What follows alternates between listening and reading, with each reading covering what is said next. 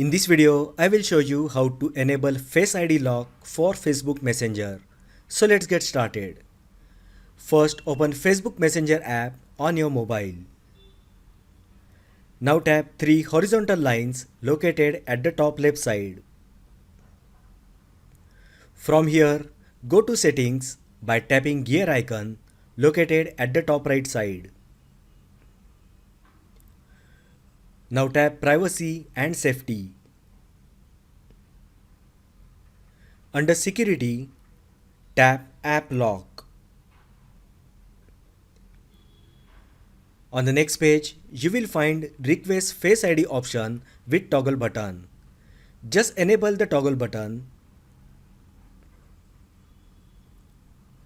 and you will get a confirmation box. Just tap Allow. Next, select the timing when to lock Messenger after leaving the Messenger app. So that is how you can enable Face ID lock for Facebook Messenger. If you find the video helpful, then like the video, share with your friends and subscribe to my channel. Thanks for watching and I will see you in the next video.